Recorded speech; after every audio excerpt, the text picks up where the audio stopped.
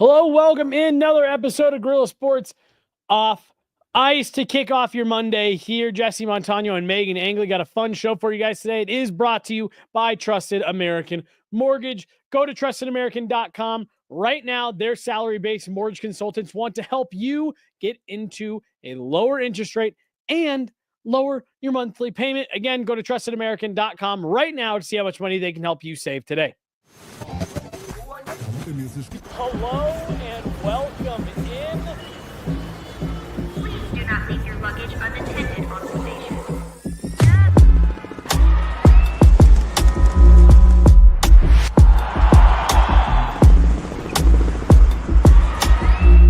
Welcome to the show.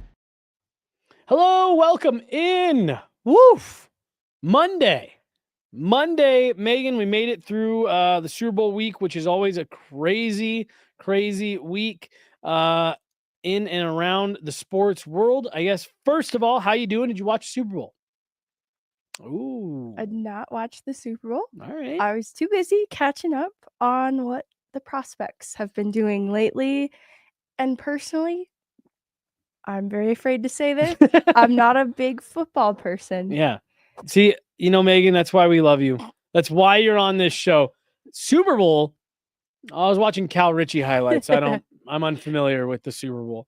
I did have it on, had a buddy over, me, him, and my wife. I got him, neither my buddy that came over nor my wife.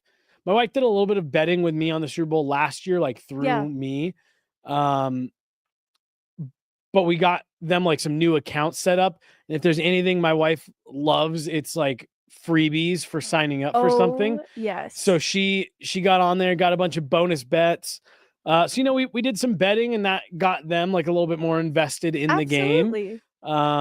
Literally a little bit more invested in the game. Did any of them hit? Yeah. So I won about $130 in total on the game. My wife won like over $150 on the game. Yeah. And my buddy had I think like 90 something dollars. We all lost a bunch of bets too, but yeah, you just have to have free money. A couple things hits, right? Yeah, a few of those accounts. That's right. So fun. And like I said, it made it a little bit more, because none of us are Chiefs or Eagles fans. Yeah. So yeah, just it kind of gave you a little bit of a little bit more of a rooting interest in the game. So it was fun. I respect that. Hey, first weekend, of the NHL break.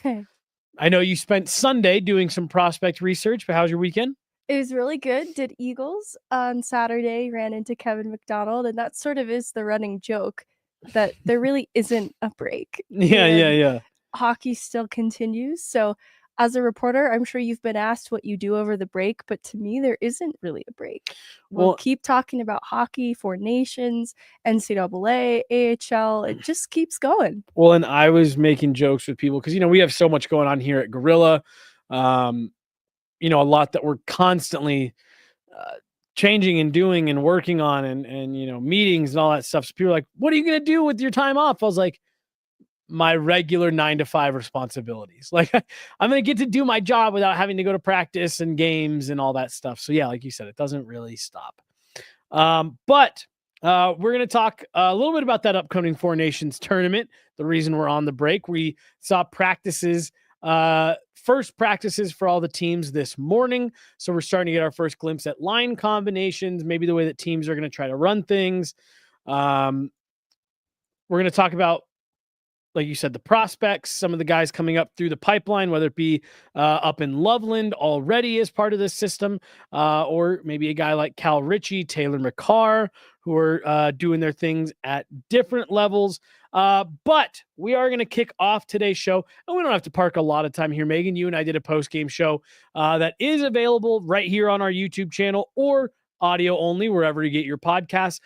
Friday, the Avs did play the Edmonton Oilers in their final game before this Four Nations break. And Meghan, it was you and I were kind of joking after the game. It was the opposite of the Super Bowl yesterday, where one team kind of just ran away with it and you lost a lot of interest by like halfway through the game. This was a back and forth game that saw lead changes, that saw multi-goal leads be erased, power plays, 5-on-3s, penalty kills.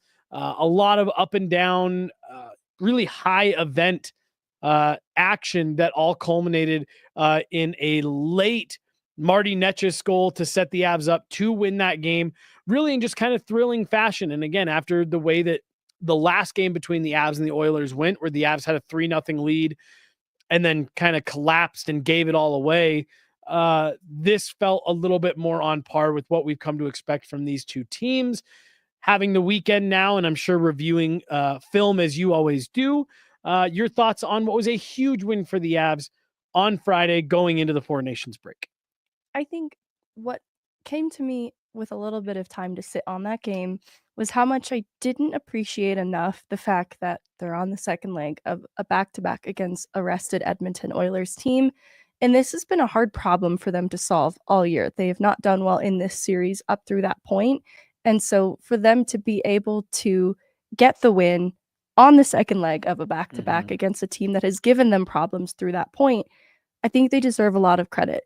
Where I gave them credit was at the top of the lineup. Incredible night from Nathan MacKinnon. Obviously, that top line with Necas too. Just continue to love the fit after the trade that Necas has on this Avs team. And I think, I was critical of how I still have this lingering concern around the depth of this team, because I like how it looks on paper, but it still hasn't felt like it's clicked into place. But I need to calm down because they have time coming out of the Four Nations break to figure that out.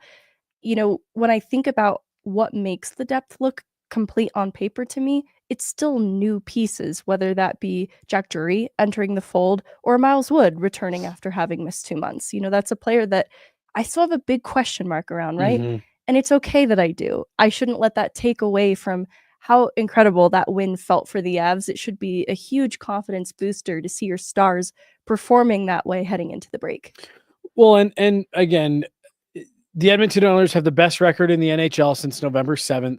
They got off to a slow start just like the Avs did, but they've really found their groove. The team that we saw go to the Stanley Cup final last year and lose in 7 games ultimately. But look, like I saw a lot of people that were talking, and not just, angry Twitter people, but colleagues of ours and people in this game whose opinions I really respect, saying, when the Avs lost the first game of the road trip to Vancouver, being shut out 3-0, there was kind of like this is how they look. A lot of importance on the game in Calgary because second out of a back-to-back, right. Good luck going into Edmonton.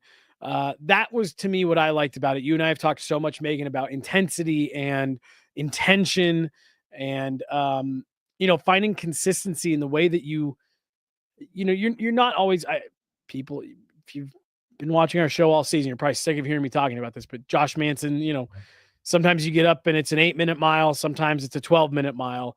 You're going to go through those stretches. I'm never expecting perfect hockey, even on a game, throughout a game. I'm never expecting a perfect game. I'm expecting there will be lulls and areas where, your details aren't at their sharpest. Even the game 2 of the 2022 Stanley Cup final where the Avs beat the Lightning 7-0. It's maybe as close to a perfect game as you can draw up. That's a game that you can still go through and find pockets where, the team could have been better, is my point. But finding a way to get to your A game is what I want to see the Avs really start to dial in here in the back half of their season. You're not always going to have your best start. You're not always going to have your best middle period. Can you find a way to get back to your best game and keep yourself in games? I think that was what the Avs did on Friday. They came out, good start, 3 goals in the first period. You end up building a 2-goal lead. Then you gave it away. And it would have been really easy in Edmonton on the road, second out of a back-to-back. Leon Draisaitl had just scored a brilliant goal to tie the game.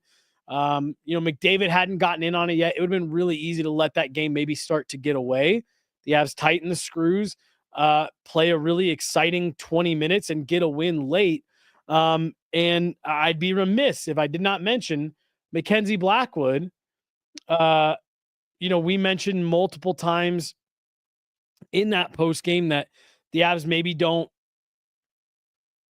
aren't able to hold on there when Edmonton really pushes back, if not for some key saves by Mackenzie Blackwood.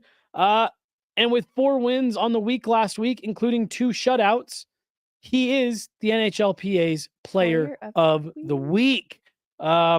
Megan, your thoughts on Mackenzie Blackwood, who obviously had, the back-to-back shutouts. But even in a game, he still gives up 4 goals against Edmonton. You used the word timely in our post-game show on Friday. He was making the big saves when they needed.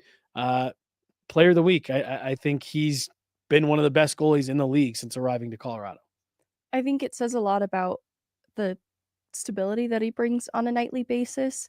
It's a consistent result in terms of keeping games within a 1-goal distance most of the time. And to still maintain a .938 save percentage over the course of the week, even in spite of the Vancouver result, I think says a lot about him. Yep. And to get the back-to-back starts, there were some people who wondered, will Trent Miner get a look? It's a shame, too, that Scott Wedgwood wasn't healthy ahead of the break, but I don't mind them taking some caution around that. But that just adds some pressure then. Back-to-backs, Calgary and Edmonton for Mackenzie Blackwood from a goaltender perspective. That is just incredibly challenging. And Edmonton, a challenging team for him, too. I think they just kind of have his number in ways, but he still does just enough to get them a winning result, but I'd say even a little bit more against solid competition. I think that was the concern too, is coming out from behind the San Jose Sharks. Like, what does he look when the competition is steep? Because when you look at what he'll face in the playoffs regularly through a 7-game series, it's going to be the best of the best from that point on. And I think Mackenzie Blackwood handles himself with stability, with consistency. And it's something I really appreciate about him. And I have to imagine feels really different for the team. Well, and I do wonder, just hearing you mention that, like, I do wonder how much the team can lean on his consistency to try to find some of their own here in the back half, because you were the one who made the mention last week. Like, Mackenzie Blackwood isn't going to be perfect every night. He's going to look human on some nights, but if he's coming up with those timely saves and consistently giving his team a chance to win, I do feel like that should be able to translate and at least help the team find a bit more of their own consistency, because you're never out of it. You always have a chance to win a game, and that wasn't something that we were saying in the first 2 months of the season. Yeah, I think that with the players who are bringing their A game, it's clear to me that the Avs top of the lineup has always known that. They figure that out pretty quickly. It's just a part of their identity. And so I think when it comes to games, this attitude of needing to dig deep, it's just kind of ingrained in who they are as competitors. But I think that's where the rest of the lineup could look at the stability they're getting in net and then challenge themselves. How can I dig deeper to provide more to this team? Not out of necessity, but to push myself, because it's not out of necessity so much anymore. They're getting the goaltending. And to your point, I do want to see them then push themselves to dig a little deeper outside of the top of the lineup. Yeah. You go into the Four Nations break, I think the way that you wanted to, not only getting the results, but by having a couple of games where there's real habits that you can pull from and say, that's who we are. That's what we want our identity to be closer to. And really, even 4 of the last 5 you win. And starting with that St. Louis game, Jared Bednar challenged his team to treat the last 5 games like playoff games. They get the result that they want in 4 of 5. And I think really in 3 of those 5, or at least 3.5, you feel pretty good about the process. Absolutely. Overall.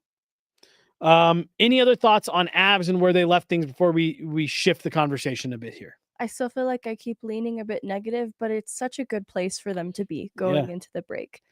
And truthfully, I think not negativity, but I do think a critical lens with where this team is at. I think they need to be looking at themselves critically as well. Absolutely. Yeah, you're feeling good. You finished out these last 5 games on a strong note, but you got to be looking at yourself through a pretty critical lens still, in my opinion. I think so too, but it's born from a good place of, I have higher expectation and hope for this team. Yeah. Because it looks more complete now. I think I always held out hope, but the expectation, I wasn't sure where to place it because they were so depleted, so many injuries in and out of the lineup, all that noise with the goaltending at the start of the year. And now it's just put into focus where I can better set my expectation with this team. And it's still high, but it's more clearly and into focus now how high that expectation is. So I think that's where that critical lens is coming from me. Yeah, no, I think you're spot on, mate. I mean, you've heard me say several times over the last few weeks, I do see this team as a contender. At its core, this is a contending team. They're, thankfully for them, luckily for them, they are in a position where you are a contending team and there's things you can do to make yourself, give yourself better chance, position yourself, whether it be standings wise or roster wise. Not every team can say that. There are some teams where it's like, yeah, the gap is too big, Right. For you to truly get there. No, the Avs are right there. The Avs are close. With a super chat here from Hurricane Teabag. Need a new 2C. Can't rely on Nuke to save the second line. I do think there they are. There they are. That's a way to start a Monday here. Thank you. $1.99 from Hurricane. I do think if you are able to put Val Nichushkin with Casey Middlestat in that second group, I do think that does make it interesting. I do think that makes it better. Look, I am of the opinion that if you keep Casey Middlestat here and you can really bolster his line mates, I'm in. I'm also in the camp that if you can find an immediate upgrade on Casey Middlestat at 2C, yeah, I'm not gonna fight that. You know what I mean?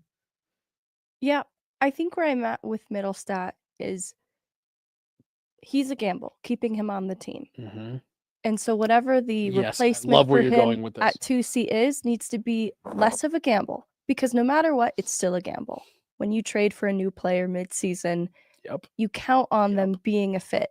And I want to give the Avs pro scouting staff some credit with players that they've brought in that have fit in almost immediately, to include once upon a time Casey Middlestat. Right, yes. But Netchess, Drury, wow, this is really great. I think the pro scouting staff has a pulse for what style of player is going to thrive in Colorado, because even Lehkonen in Montreal is different in Colorado. And so I want to give the scouting staff some credit there, because no matter what, it's a gamble. I have a little faith then in what the return would be, that it would be a fit, but it still has to be a little less of a gamble than what Casey Middlestat is right now, which, to be clear, is still a gamble, in hoping that he gets his game back in order to what we saw post-deadline and in the playoffs.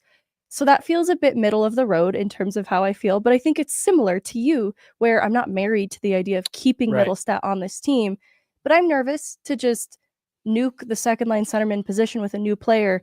It has to really feel right. That's why, some of the names people have thrown around, like a Ryan O'Reilly type of player, I love the idea of a player who has the experience, because that feels like a more sure thing. I just don't know about look, I have a lot of confidence in the front office that they could orchestrate this, but what would be leaving the team to bring about that player? Because Middlestat's value has also gone down, that I don't know that, it could be kind of a 1-for-1 with maybe some draft capital, or I don't think prospects are really in the question for the Avs right now in terms of being able to include that in a package. If it's something that gets it across the finish line, I love it, but I don't know how realistic that is.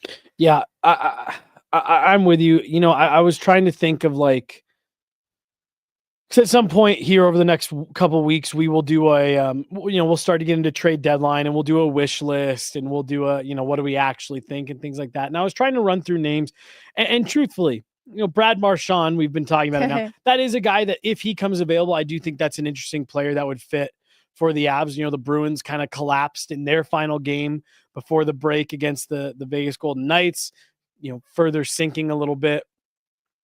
But I was going through guys, and Ryan O'Reilly was a name that came through my head, and I said, exactly like what you just said. To me, I almost look at Ryan O'Reilly as all right, well, if you could find a way to bring him in, not in a Casey Middlestat deal, because I just don't know how much of an upgrade is Ryan O'Reilly. Is it an upgrade in the sense of I know what I'm going to get? Yeah, it's floor to ceiling, it's a lot closer, so it's more predictable, but the ceiling's lower. Right, by a lot. And so, I don't know. I don't know how the Avs handle this. I do almost wonder if it's, and again, I'm not hell bent on them getting Brad Marchand. I know it's going to maybe seem like that with the way I'm talking right now, but I don't know if you went out and added a guy like that and said, we're bolstering the top half of our forward core.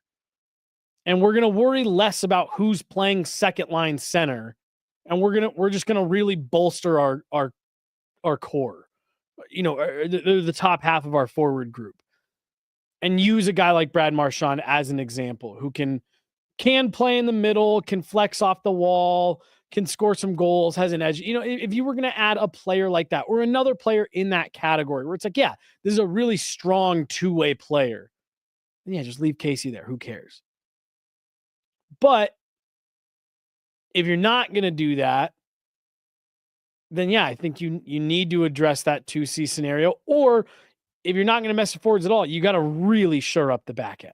Like really shore up the back end. Yeah, that's where I still feel in my heart changes the complexion of the forward group. When you shore up the back end, I think that they're just more complete five-man unit on the ice, and it leads to better possession all around.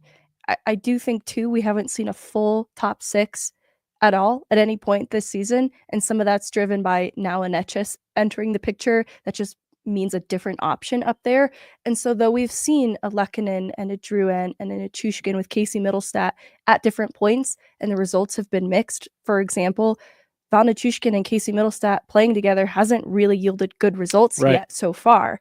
And so this idea of Val Nichushkin returning, entering the top six, don't get me wrong, Drouin and Middlestat have found something that has taken a little bit of time to come together. And so I wouldn't mind revisiting that, but I also have not seen Necas play with Casey Middlestat. And so I kind of want to see, with the full picture of the top six, how do these pieces come together and who best complements one another without sacrificing what's been working on the top line, which is interesting, right? Like, you want it to be balanced and maybe distribute the wealth a little bit, but you also don't want to sacrifice what's been working so well between McKinnon and Necas. Here's one in the chat that I know I think I know what your thoughts are. I've seen it. I've been ignoring it. What if they did Middlestat for Zegras 1-for-1? I hate it. I hate it so much, you guys. And I figured you would. I just thought I had to throw it out there, I've been yapping in Ballerina parking lot over this. Jesse knows how I feel over Trevor Zegras in Colorado. Oh, I just don't think that, you know what I said? It has to be less of a gamble. That is an insane gamble. Yeah, I'd say that's it. I would say that I'd say your floor becomes lower, your ceiling becomes higher. Sure. But I just feel like you really, if they did that, I would be fine with it. I would feel the same way that we're talking about Casey Middlestat right now, where it's like, okay. I'm reacting so strongly. Like, I would quit Avs media if they did. No, but like, I would just truly look at that as like, yeah, you didn't solve anything. You just reshuffled. And it feels like you've added a landmine into the middle of your lineup. Now I will say, and just, we don't have to talk about Trevor Zegras anymore, but I will say I genuinely do think, and I told you this in the parking lot the other day, I think he would be the ultimate boomer bust in Colorado.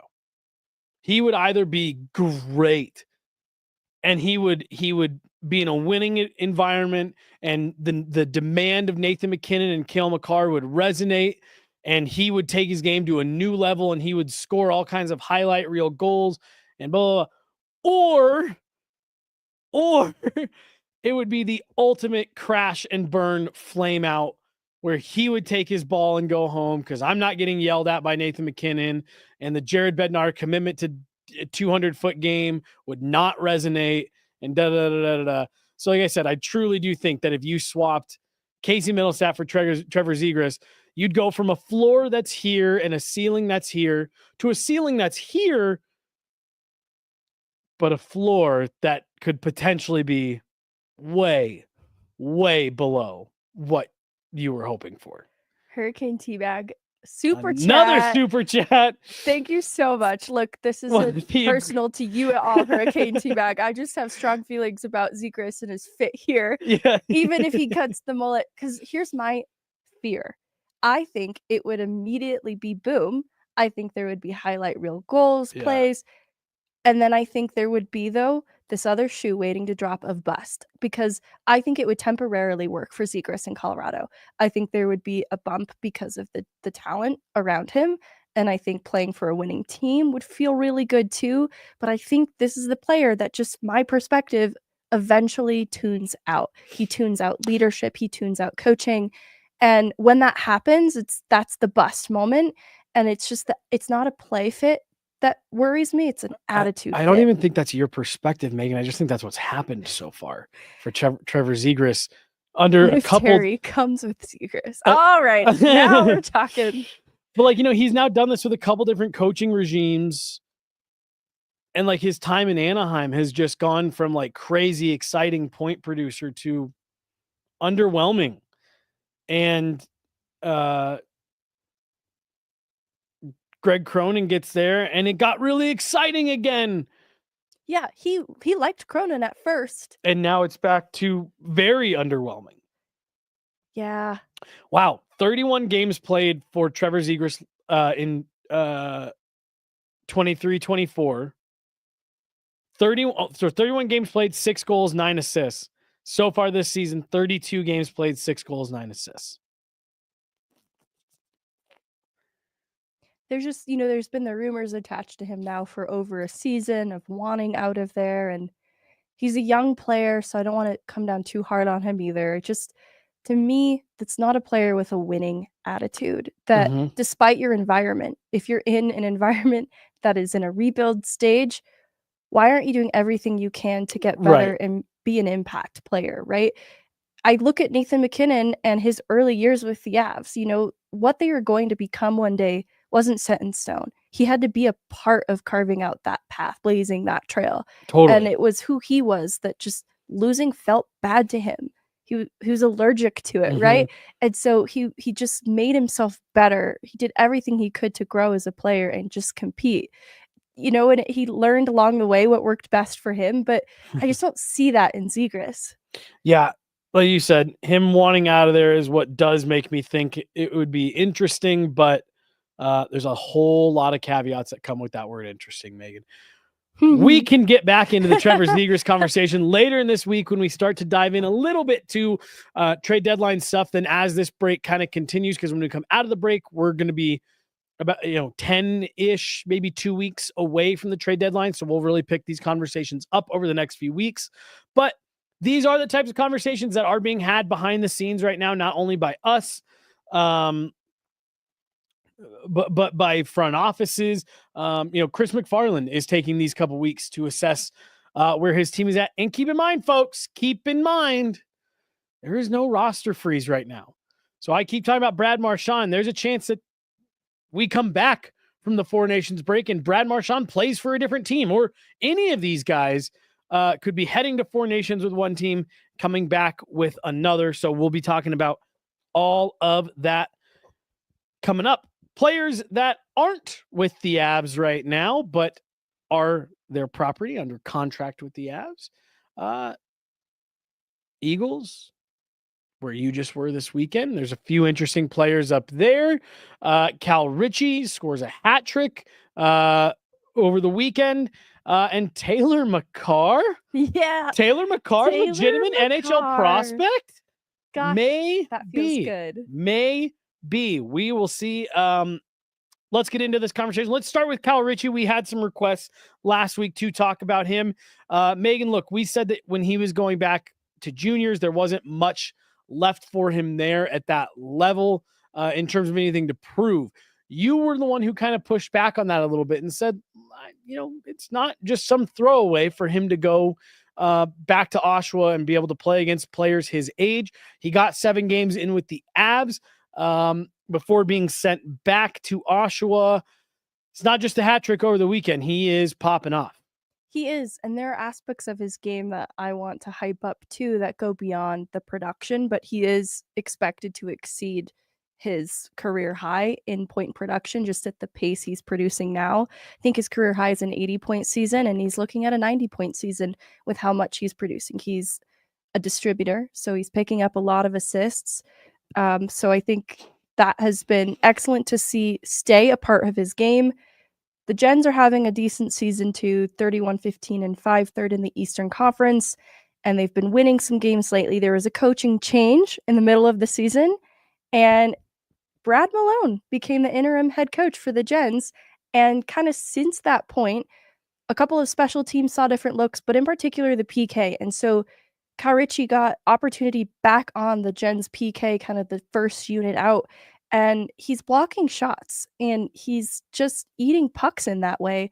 And it's what we needed to see. Like, all right, the goal scoring or distributing the puck, that's excellent. But this is a player who has become trusted on their PK and has helped it to get better because of who he is. It's almost fun to see, too, that there's several NHL prospects getting good PK reps, but I think it's a testament to what is needed of future NHL players now, today, more than ever, to get to that next level.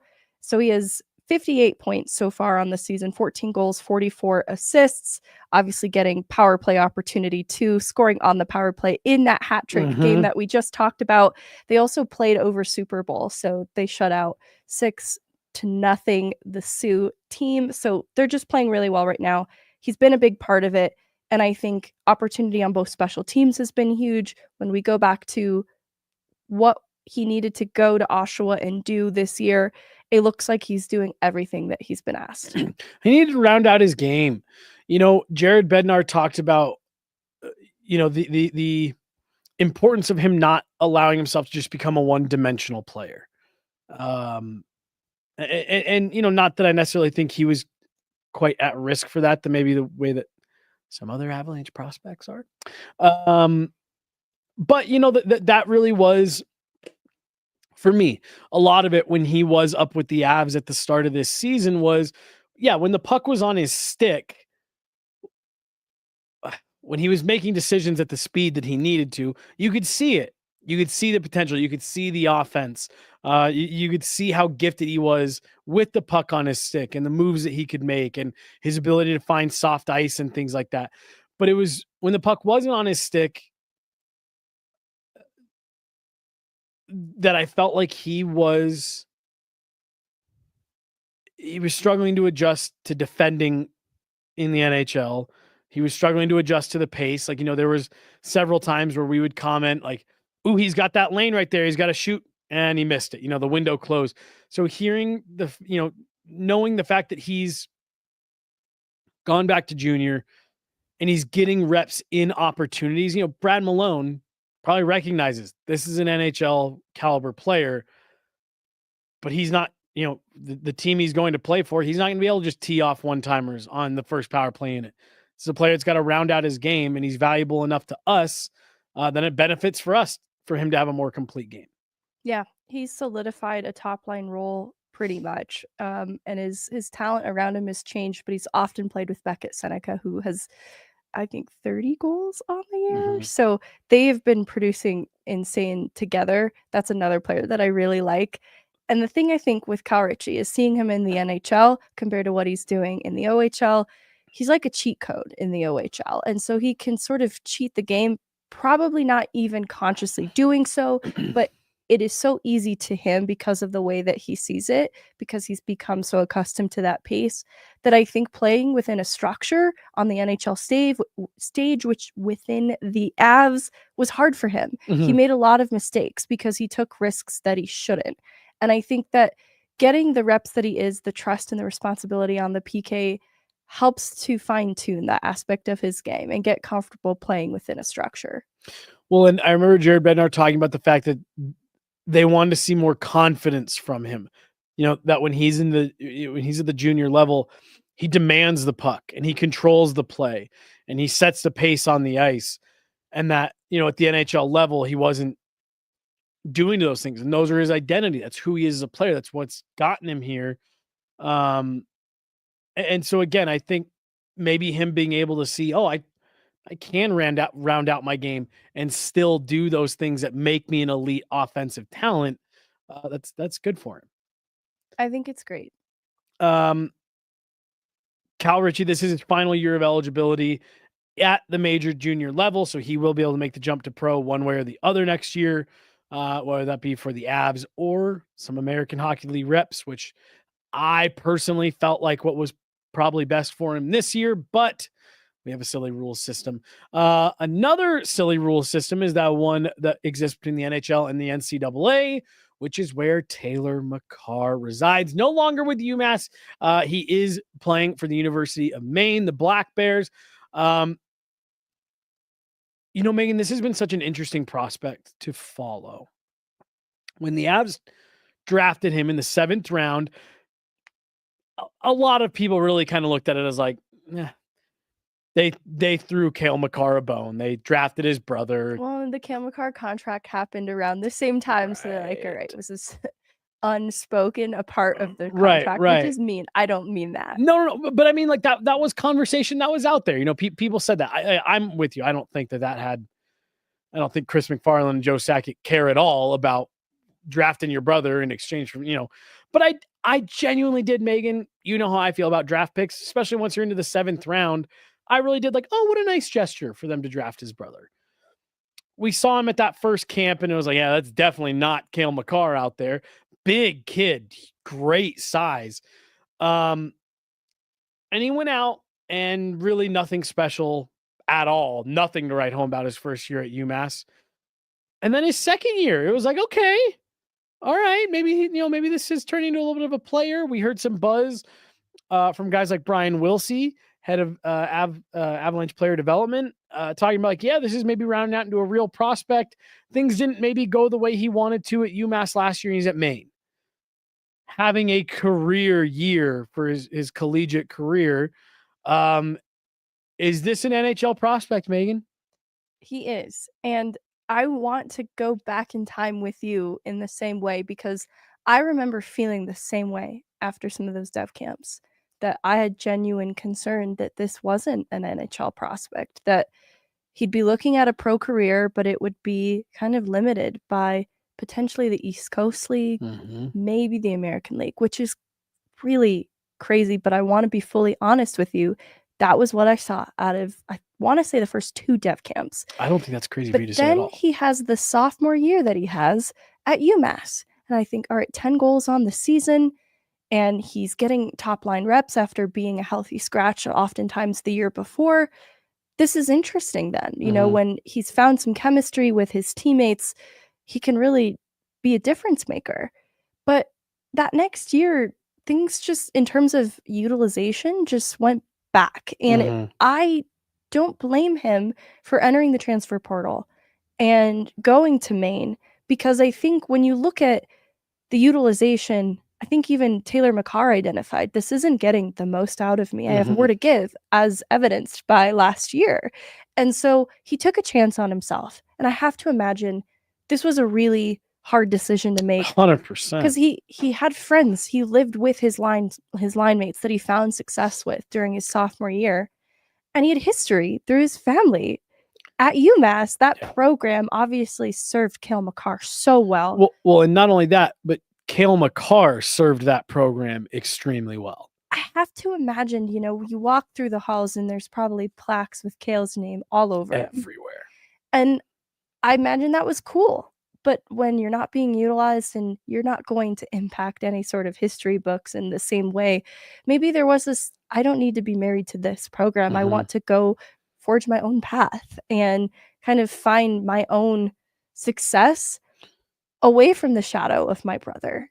And I think that probably was a hard decision to make, but he talked to me at Dev Camp this year, and he talked about just needing more opportunity. It was like being recruited all over again and entering the transfer portal, and he wanted more opportunity on both special teams. He wanted more minutes. He was hungry for it.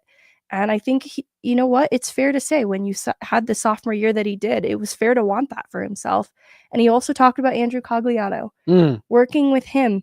And that kind of was the first time it was put on my radar how closely Cogliano was working with the prospects. And it was from Taylor Makar first. And I thought, what a great guy to be learning from. And I just look at the year that he's having on the heels of having worked directly with Andrew Cogliano. And you're right. It's going to be a career high in every facet of the game for Taylor Makar at Maine this year. He's had top line opportunity. It's been in the top 6 conversation consistently, but he's also getting the PK reps, which I think when you look at what a future role on an Avs team would even remotely look like, he does have to sort of follow like a Logan O'Connor mold. Yep. but he's in the NHL conversation, in my opinion, because of the difference maker in games that he's been. I know this like recent stretch, which is sort of what put him on our radar for this show, has been kind of insane. He's had 2 shorthanded goals, which is like the second most on the team. So I love the like Logan O'Connor direct comparison there. I think it was like 5 game winners on the season, 3 in his last 5. 13 goals, 10 assists through 27 games. It's just been different for Taylor Makar this year. Well, and I want to go back to, because I was going to bring this up, how tough it must have been for him to leave UMass. Not only everything that you just said, and, I'm sure pictures of Cale and plaques and, I'm sure there's stuff up all over at least those facilities. But, Cale revitalized that program. That was a program that when the Avs had drafted him and word was out of where he was going, it was like, you took a kid from the AJHL that's going to UMass 4th overall. Like, what Cale did for that program there, and the part that maybe was the toughest for Taylor Makar to have to overcome was the loyalty that Cale showed when he became a late riser in the draft and eventually was taken 4th overall. Yeah, suddenly North Dakota's calling and DU's calling and, Miami, Ohio's calling and BC and BU. All these other big name programs are calling Michigan saying, we're going to get you to the NHL. And Cale Makar very publicly came out and said, like, no, I made my commitment. I made my commitment to UMass and I'm sticking with it. Like, so there was even a family, not only everything that his brother did to help the program, but there's also a history of his brother turning down other offers to go to UMass, to stick with his commitment. So for Taylor to do that and to be able to recognize what's best for him, I give him a lot of credit, first and foremost, for saying, yeah, I've played 3 years here and given everything I have to try to continue, what my brother did before me, and they don't see the value in it. I'm going to go somewhere else and put that value on display. To me, I think this move for him has put him in the legitimate prospect conversation. He is a senior at Maine. So like, this is a guy that I am looking at saying, yeah, let's get him in the pro circuit. See how he does with the Eagles at the end of this season. Can he hang at the American League level? Does he need a little bit of time in the E for a bit, And I've changed my mind. I think this is a player that could go to the American League at the end of the year. This season. And he should still have eligibility, I want to say, because of COVID, if he wanted to go back one more year. I'm not 100% on that. But even still, I think the American League is ready for him at the end of this season. Well, and to me, let's start get you into camps and get you in with these pro coaches and full training camps. get in some full camps and things like that. Like, look, if there's a spot for him to go back to Maine next year and that's what everyone think makes sense, then great, do it, but no, I think it would make sense that if at the end of the season they got him under contract and Taylor Makar is playing up in Loveland at the end of the season, if nothing else for those last, whatever it usually ends up being, anywhere from 5 to 8 games, depending on how late the college kids play. But no, I think the Avs should be really excited about the fact that you've taken, genuinely, I'm not trying to be mean or funny or anything like that. What was really looked at as kind of like a nice thing you did for a current player in your organization, and you potentially have an NHL, if nothing else, an AHL level prospect on your hands here. And for a 7th round pick, you will take that. Absolutely. Like, the bloodlines aspect of it is so fun. Right. But to your point, I'm being fully honest. In the beginning, I didn't see an NHL player at the end of this. And I love being wrong about this. Mm-hmm. I do. And I go back to even this last development camp from him.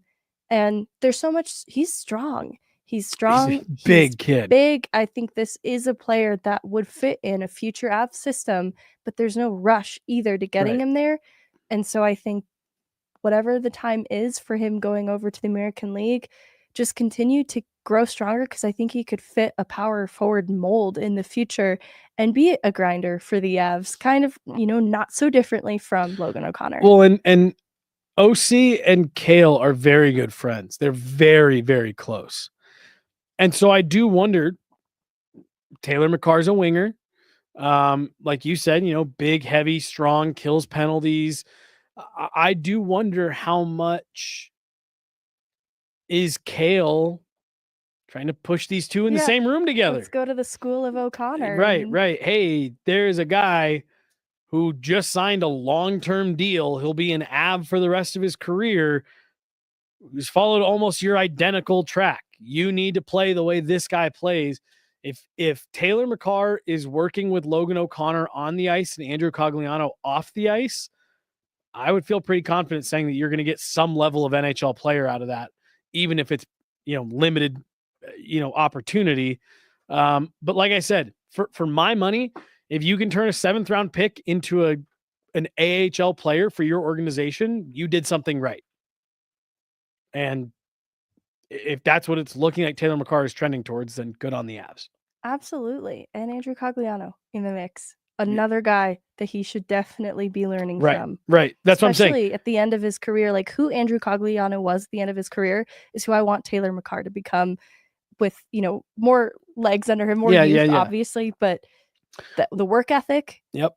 100%. Like I said, if you can learn from Andrew Cogliano off the ice and work with Logan O'Connor on the ice, Taylor Makar is going to be in a good spot. I like that. You were just up in Loveland over the weekend. Who's jumping off the ice to you up north? Or is there anybody who you was hoping would be jumping off the ice a little bit more to you at this point in the season than they are?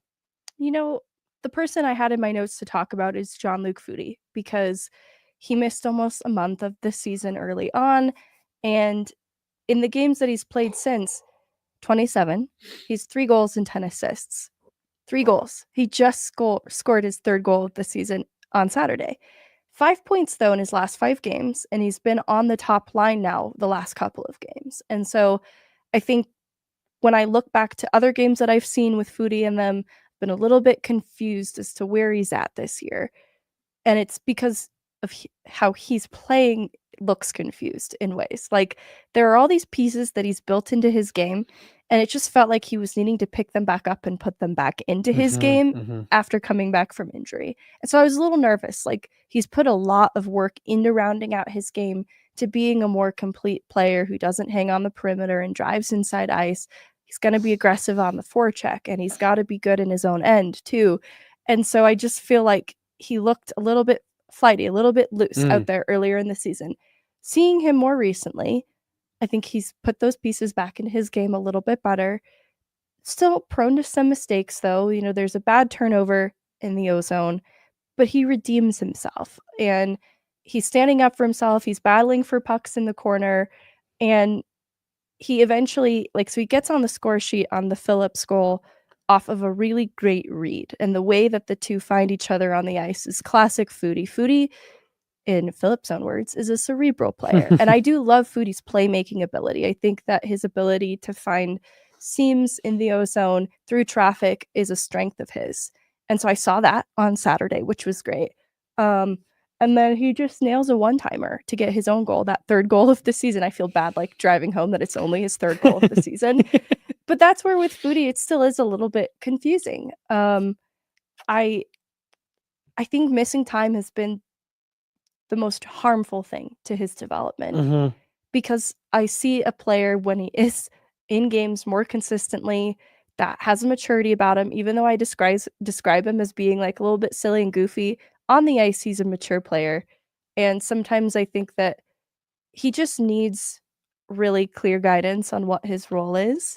And because they're trying to add things into it, I think he just gets a little confused with the feedback sometimes, but he thrives in a top line role with good players. And I think you see the playmaking on display when he's in that place. It's just tough because that's not what the Avs would need from him. So I'll put a question mark by Foody, but I want to shout out 5 points in his last 5 games, and he's doing good things at the top of the lineup. Can you tell me about Adam Scheel? He's a goaltender. Because he's having a very good, at least stretch right now. But this has traditionally been a East Coast American League type guy, had a very good college career. He's only 25 years old. But but I've definitely seen some excitement around him, just some of the results he's driving recently. Is this a real goalie prospect, Megan? I'll say I'm not sure.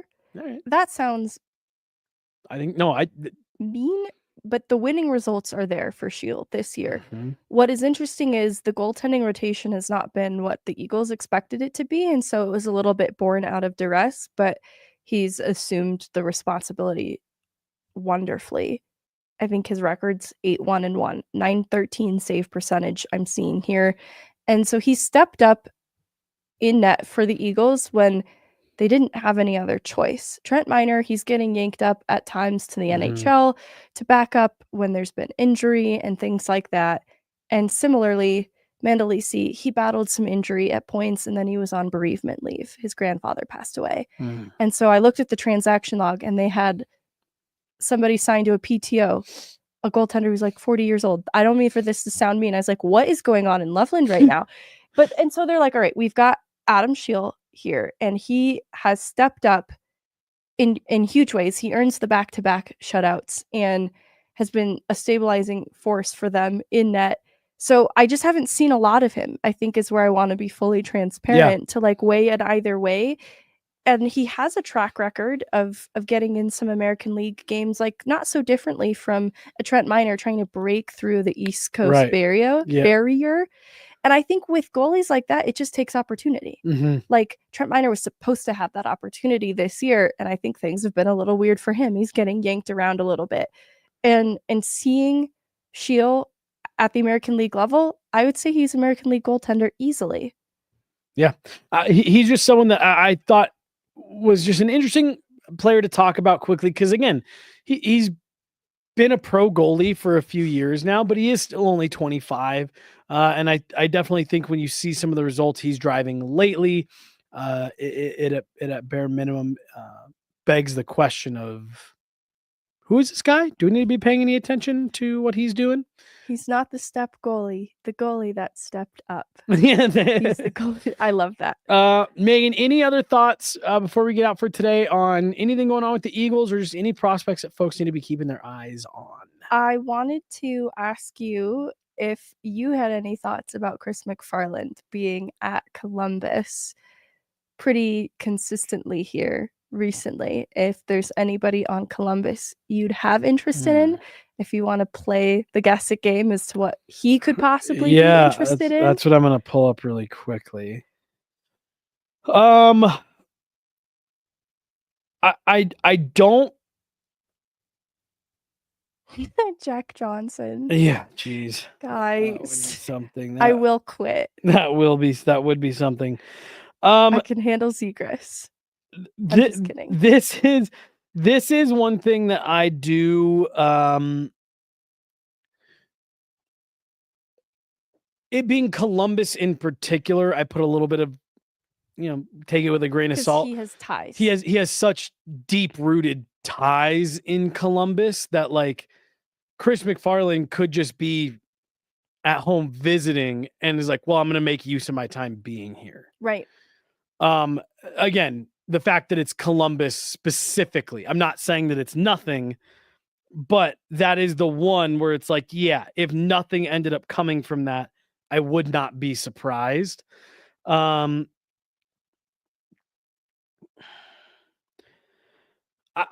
do wonder how much Columbus is interested in doing anything. This has been a really fun, surprising season for them.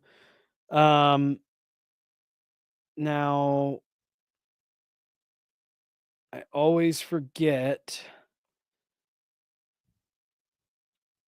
Dante Fabro. Yeah. Is that who played with Cal? Or is that Mario Ferraro or Robbie Fabry? So Dante played out of Boston, so it wouldn't have been him. Okay. Because there's 3 different Fab players that have Fabro, different endings to their names. So Nashville gave up on him, and he has thrived in Columbus. And I always wondered why Nashville gave up on him. This was a defenseman with higher upside than I think people gave him credit for. So I would be intrigued, but it does feel a little bit like that's not what the Avs want right now. I think they want a little more certainty. Yeah, I don't know. I've seen Provorov as a name that's been out there for the Avs. I don't know. I just, like I said, I almost look at that as if I had to bet on why Chris McFarland was at Blue Jackets games, I'd put my money on he was back home and there were a few teams coming through Columbus and he was like, yeah, I'm going to go do some homework tonight while I'm here. Utah and the New York Rangers were the teams, if that changes anything. No. Not really. No. Yeah, and again, this organization, because of these types of ties, loves to do business with the Columbus Blue Jackets. But yeah, that's my guess, is that... Okay, I've wondered this since the Ryan Johansson debacle. Mm-hmm. Would Philadelphia ever do anything with the Avs again? Yeah, because I also think part of the issue is when the trade was made, everybody, I think, including Ryan Johansson, gave the thumbs up. Like, my understanding is that there's no, like, I don't think Philly feels any ill will towards Colorado because when it went down, everything was on the up and up. It does feel like it's pointed at Johansson It personally, wasn't, right? It wasn't until they went to reassign him that it became an issue. Like, I'd be willing to bet that when Ryan Johansson heard he was being traded, he was like, oh, well. And then he probably heard he was being put on waivers and was like, fuck that. I'm not going to go ride the bus. And so my guess is everybody was probably like, yeah, no, this makes sense. And then Philly probably, and I'm speculating here, after the trade call was finished, Philly was probably like, and then we'll put him on waivers. I don't think anybody will take him and we can send him down if we don't want to utilize him, whatever. And it was probably when they notified Ryan Johansson of that all of this kind of came off the rails. I don't think there was anything that the Avs did that, it's between Johansson and Philly. That's the sense that I get, was that it was after everything was complete, Ryan Johansson started like, oh, no, I'm not doing that. I'm not going to Lehigh Valley.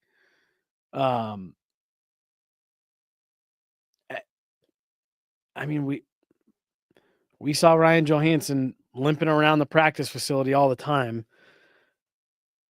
I think that he was probably always dealing with something, but it was stuff that he was fine playing through when it was at the NHL level, which I also understand, being like, yeah, I'm willing to play through this to play in the NHL. I am not willing to play through it to play in the AHL. Yeah. I get that. I guess. And I also think Danny Briere has a pretty good relationship with the front office guys here. That's what I thought. That's what I imagined, and I hope it wasn't soured by this. Not that I have anything with Philly that I'm like, I think the Avs should have this. But right. Because Morgan Frost was already traded for nothing. It's like, hold on. Yeah. I don't know. What about you? CMAC in Columbus? Anything? No, I didn't reply to anybody online. I'm sorry for that if you're listening. Because I genuinely don't know what he would be interested in. Yeah. And not because there's nothing there. No. But I what's funny is when I was just kind of thumbing through their roster really quick, I was like, I actually do think there's a couple interesting pieces here. But given everything that organization's gone through this year, I think it's a real feel-good moment there in Columbus right now, because they may have fallen out after games these last couple days, but this is a team that's pushing for a playoff spot against all odds and all expectations. Right. You probably don't want to mess with. Right. And so the unity. That to me, yeah, they did fall 1 point out, but like they are right there in the mix. And I actually think this is an instance where if I'm Columbus, I'm saying I'm not subtracting this year. I'm adding. Yeah. I'm going to give this team, if there's anything, if I can add a middle six player that'll give us 10 points, I'm doing it. I'm giving these guys something to rally behind. I'm giving them a show that I believe in them. And if they can get to the playoffs, that is immediately everyone's number 2 team. Yeah. So that's my guess. I don't think that Columbus is probably much in the business this year of selling off unless it's a deal they just can't pass up. But my guess on that is, especially if he was there on consecutive nights, that was probably Chris McFarland starting his break a little bit early, going home, hanging out with friends and family, but not fully checking out the way that we know it's just not something that these guys do. No, I think you're right. I think I've seen from Columbus reporters that they're classifying themselves as more buyers at the deadline. Yeah. So that's my guess. And it's like, hey, I'll get a chance to see Utah and New York, see if anything jumps out to me from any of these teams that I'll get to watch. Or we do also forget people don't just scout for trades. There's pending free agents that they want to keep an eye on. There's players that, hey, maybe not a move for right now, but maybe in the summer we could circle back on, Alexander Texier. I don't know. You know what I'm saying? Like, pick a player. Sean Monahan is in Columbus. Maybe that's something that if Columbus misses the playoffs, you revisit in the summer is, hey, could this guy be a solution at 2C? I don't know, but I think there's a number of reasons why he could have been there. I don't think that that's much on my radar for Columbus being sellers. That's fair. That was probably a much longer answer than you were hoping for. No, I had no expectation for the answer, and people have been really wondering about it because it's that time of year where any presence in a press box, it's getting documented. We're discussing it. For sure. Nationwide Arena, very nice arena, very nice building. I think that's going to do it, Megan. Yes, I think we'll do our Four Nations preview. Oh my gosh, we didn't even get into it. Jeez. I know, I feel bad. Honestly, we could just do very initial thoughts and then. Yeah, we'll really round out later with this. No, great call. And then we can bring it back maybe for Friday because you guys got a whole show planned for tomorrow. But we'll really sink into Four Nations Friday. For me, Megan, it's Canada. It's Canada's tournament to lose. I'm looking at all these line rushes coming out of practices today. For me, for my money, they've got the best roster running away. I think the goaltending is the only thing that's got the potential to undo them here. I don't have a lot of faith in Aiden Hill, Jordan. I mean, they've got the one-hit wonder Stanley Cup champion in net. Like that's what they're banking on. Aiden Hill came out of nowhere, was a third stringer that took his team to a Stanley Cup championship. They went with him. Jordan Binnington. I thought you were talking about Jordan Binnington. No, they got 2 of them. That's what I'm saying. Like they've got 2 of them that I feel follow the same kind of trajectory where it was these. Jordan Binnington was loaned out to the Providence Bruins. The St. Louis Blues didn't even think he was good enough to be their American League goalie. They go through enough injuries. He comes up, wins a Stanley Cup, and now he's playing goalie for Team Canada.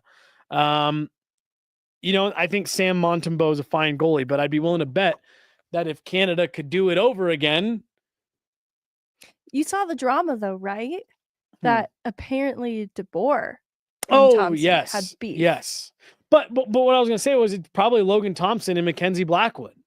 Oh, I like this. Hot take alert. If Mackenzie Blackwood. If they could do it over again, I'd be willing to bet that it would probably be Sam Montembeault, Mackenzie Blackwood, and Logan Thompson.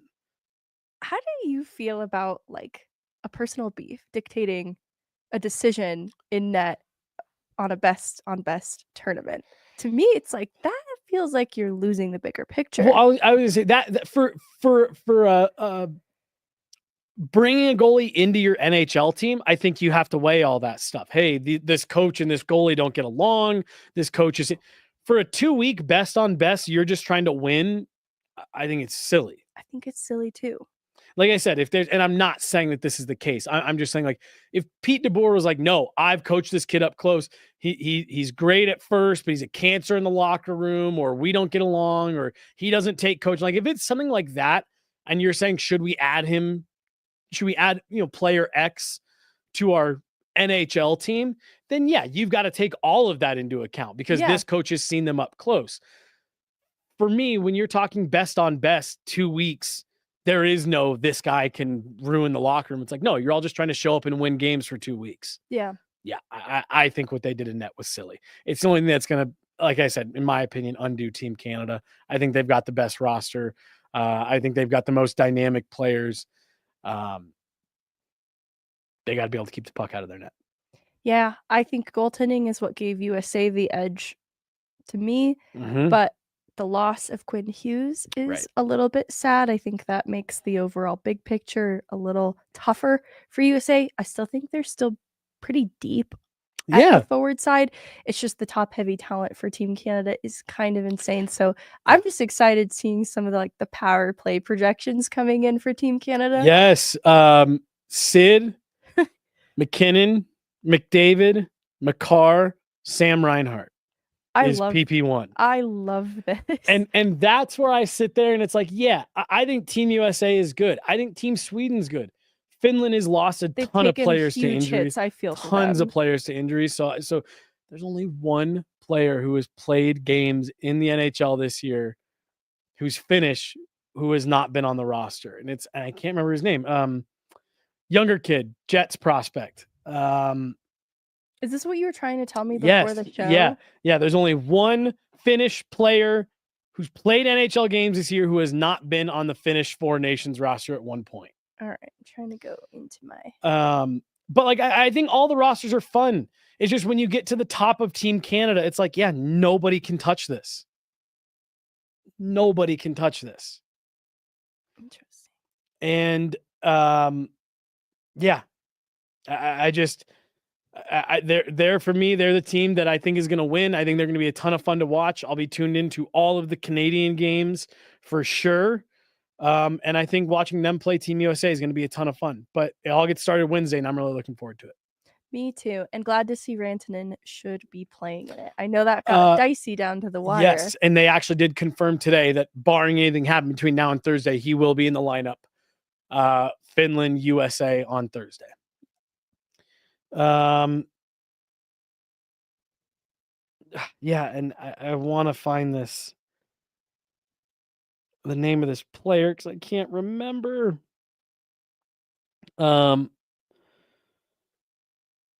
Yeah, doesn't matter. But